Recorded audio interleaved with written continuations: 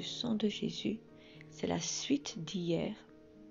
Que le nom de Jésus soit glorifié, que la volonté de notre Père soit faite sur cette terre comme elle est faite au ciel. Que ton règne vienne, Papa. Règne de nos cœurs encore ce matin. Parle à nos cœurs, parle à ton peuple. Libère-nous de là où tu vois que nous sommes captifs, là où nous avons besoin d'être libérés, éclairés, fortifiés. Que ta parole nous fortifie ce matin au nom puissant de Jésus-Christ. Alléluia. Comment activer la puissance du sang de Jésus? Beaucoup ont honte de dire ce qu'ils font dans le secret. Mais ce qu'ils ignorent, c'est que lorsque nous avouons nos péchés cachés, nous dépouillons les œuvres de ténèbres et les livrons publiquement au spectacle. Alléluia. Ainsi, nous triomphons d'elle par le sang de la croix. Satan, les démons et les sorciers puisent leur puissance dans les œuvres occultes, c'est-à-dire ce qui est fait dans le secret, les choses cachées. Le fait de les dénoncer affaiblit les puissances des ténèbres et leur fait perdre le pouvoir d'agir encore dans nos vies. Alléluia. C'est ce qu'on parlait hier, dans le message précédent d'hier. C'est le fait de les avouer, de confesser les uns aux autres nos erreurs, nos péchés, si nous avons trébuché, si nous les confessons à une sœur, à un frère ou à un pasteur en qui nous avons confiance, évidemment, il ne faut pas aller le raconter à tout plein de gens, voilà, mais il suffit de une ou deux personnes de confiance, et bien, cela va dépouiller l'ennemi et il va l'affaiblir. Ça veut dire qu'il perd sa puissance dans notre vie. Maintenant, il y a le frère et la sœur qui prient pour nous et nous-mêmes, si on a trébuché, si on a quelque chose qui nous pèse dans notre vie, on se décharge de ce fardeau et l'ennemi ne peut pas avoir maintenant facilement la porte ouverte pour aller nous déranger. Donc, ainsi nous triomphons d'elle par le sang de la croix. Alléluia. Satan, les démons et les sorciers seront vaincus. C'est pourquoi le sage apôtre Jacques nous dit « Confessez donc vos péchés les uns aux autres ». Jacques 5, 16. De nombreuses personnes sont bloquées dans leur destinée à cause des péchés cachés. Elles ne peuvent pas posséder leur héritage en Christ, la vie éternelle, la guérison, la fécondité, la grâce financière, la faveur professionnelle, le bonheur du mariage, l'élévation dans le ministère, etc. Parce qu'elles vivent dans le compromis avec Satan et la chair. Or, il est écrit que celui qui sème pour la chair récoltera le fruit de la chair. En Galates 6, verset 8.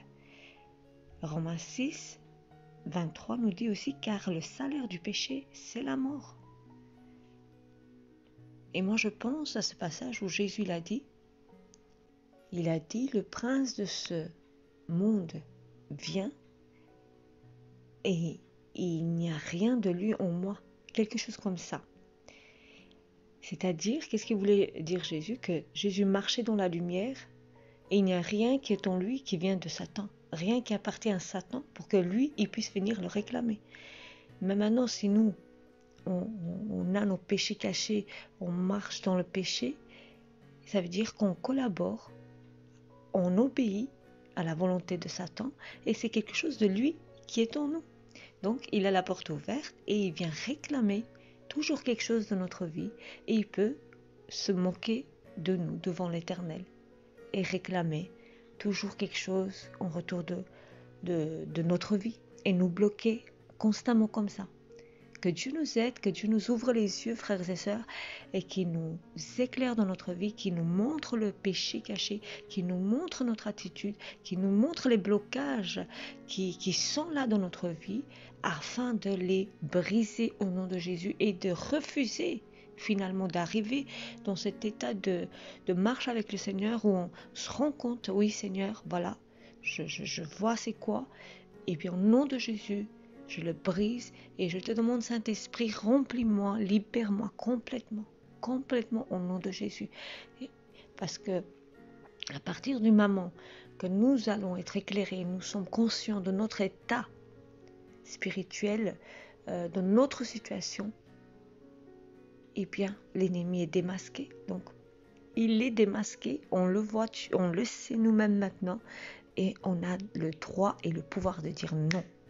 Satan, va-t'en de là. Amen. Quand on parle de mort ici, donc on parlait du verset, voilà, car le salaire du péché c'est la mort. Pardon. Quand on parle de mort ici, cela ne signifie pas forcément quitter la terre des vivants. La mort c'est aussi la poisse, la malchance, la disgrâce ou la malédiction qu'on s'attire sur nos vies lorsque nous entretenons une vie de péché et refusons de marcher dans la lumière en nourrissant des péchés mignons, bien cachés dans un petit coin de notre vie, de sorte que personne ne le sait, même pas votre conjoint. Ce sont ces secrets malsains qui finiront par vous détruire, nous détruire si nous vivons comme ça, à petit feu. Car il y a des péchés qui conduisent à la mort, nous dit la Bible, dans 1 Jean 5, 16, 17.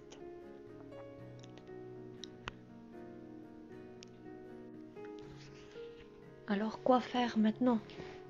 Frères et sœurs, c'est encore une fois, c'est de faire comme une analyse de notre vie et de demander au Saint-Esprit de nous ouvrir les yeux, de nous montrer notre état spirituel, de lui demander de nous montrer les pièges de Satan dans notre vie et qu'il nous aide à renoncer. Le Seigneur a tout donné pour qu'on nous, on puisse marcher dans sa sainteté. Ce verset-là qui dit qu'on le lit chaque jour presque, marchant dans sa lumière comme lui il est dans sa lumière, c'est une des clés principales, c'est de rester dans la présence du Seigneur afin de résister au péché et d'être finalement complètement délivré de notre chair.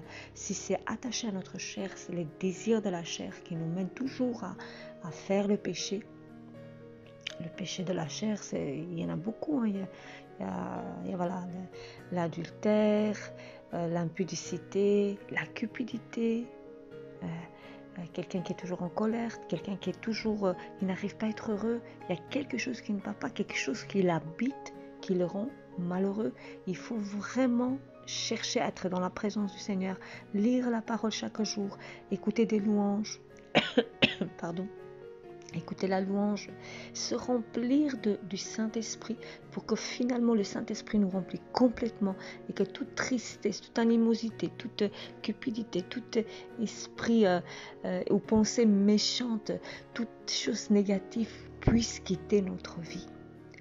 Le Saint-Esprit, c'est l'Esprit de Dieu qui va nous rafraîchir, qui va nous purifier, qui va nous renouveler, qui va nous rendre complètement différentes, qui va instaurer le royaume de Dieu dans notre cœur, dans notre pensée.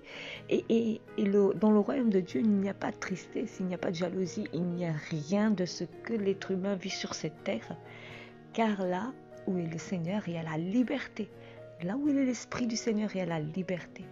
Frères et sœurs, je vous encourage encore aujourd'hui à demander à Dieu, voilà, de nous aider, de vous aider, de vous fortifier et de vous délivrer. Père éternel, je prie pour chaque frère et sœur qui galère, qui est tout le temps en train de combattre la chair et qui finalement elle succombe toujours sous le désir de la chair, sous la tentation. Ô éternel des armées, il y a des gens qui ont besoin de délivrance vraie.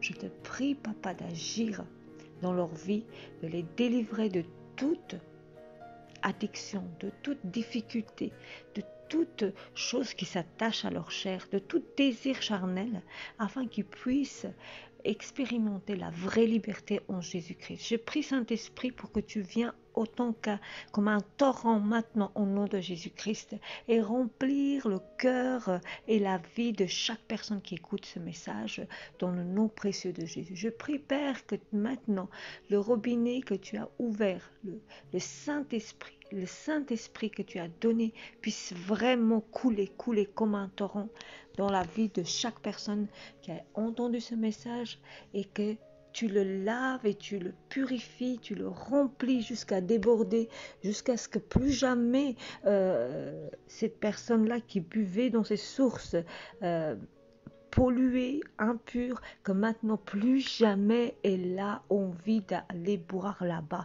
au nom puissant de Jésus Père, car Jésus l'a dit, si tu bois encore de cette source, tu auras encore soif, tu auras encore faim, mais si tu bois de la source que je vais te donner, plus jamais tu auras faim, au nom puissant de Jésus. Saint-Esprit, touche maintenant chaque personne. Oh frères et sœurs, ouvrez votre cœur, demandez pardon pour vos péchés, demandons pardon pour toutes choses que nous avons commis devant l'Éternel, qui a empêché l'Éternel de nous bénir. Renonçons au péché caché, renonçons à toutes choses impures, car cela nous avance à rien. Votre vie, notre vie peut être bloquée, car l'ennemi a encore droit de venir et réclamer ce qu'il y a dans ce qu'il a droit. Mais au nom de Jésus, fermons-lui les portes maintenant et renonçons à tout péché. Brisons les liens avec Satan, brisons les liens avec les péchés mignons, avec les choses qui vous plaisent, mais qui finalement vous mènent vers le bas. Oh Dieu, manifeste-toi, Papa, dans le nom de Jésus. Chaque personne qui va écouter, Papa, libère-la. Alléluia. Que le Seigneur vous donne l'amour pour la sainteté, l'amour pour les choses pures de Dieu. Alléluia. Aimons la sainteté de notre Seigneur, car la sainteté de notre Seigneur est pour notre bien. Être saint dans la présence de Dieu, dans sa lumière, redonne vie, redonne santé, force à nos muscles, santé à nos os. Alléluia. Un rafraîchissement divin, quelque chose qu'on ne peut pas comparer avec les choses du monde. Oh Papa, je prie Papa aussi que tu viennes guérir les cœurs brisés, que tu viennes guérir les cœurs brisés, les guérir complètement Papa, car les cœurs brisés c'est aussi une marque de faiblesse par laquelle l'ennemi peut toujours venir et encore nous présenter quelque chose qui à nos yeux pourra paraître bon, mais au contraire des fois, et souvent si c'est l'ennemi, il nous fera trébucher. Mais je prie que le Seigneur vous guérit les cœurs brisés afin que on soit tous fortifiés, qu'il n'y ait aucune brèche dans notre cœur qui puisse laisser l'ennemi encore venir et nous tenter et nous faire tomber. Père éternel, merci de nous fortifier, de fortifier chaque frère et sœur, de nous relever, nous tes enfants, Seigneur, que nous disons que nous sommes tes enfants, aide-nous à marcher selon ta volonté, marcher dans ta lumière et marcher vraiment en tant qu'enfant de lumière dans le nom précieux de Jésus-Christ. Alléluia. Alors je voudrais refaire la même prière pour ceux qui n'ont pas écouté hier, la prière de renoncement au nom de Jésus. Père Céleste, j'ai compris que pour activer la puissance du sang de Jésus dans ma vie, je dois marcher dans la lumière. Je renonce à tout péché caché dans ma vie et je m'engage aujourd'hui à dépouiller les œuvres des ténèbres afin que le diable et ses démons perdent leur pouvoir sur ma vie. Oui Seigneur, je renonce au nom de Jésus. Certes, Jésus les a tous vaincus à la croix, mais c'est à moi de rendre effective cette victoire dans ma vie en marchant dans la vérité. Merci Seigneur pour la guérison et la protection que tu nous accordes à travers le sang de Jésus. Bénis cette journée, Papa, pour nous, pour nos enfants et tous ceux qui nous enchèrent, au nom puissant de Jésus. Amen. Frères et sœurs, soyez bénis, soyez fortifiés, renouvelés. Nous avons tellement besoin du Seigneur Jésus. Nous avons tellement besoin de lui. Que le Seigneur vous bénisse, vous fortifie encore, vous renouvelle. Au nom précieux de Jésus. Amen. Et à demain.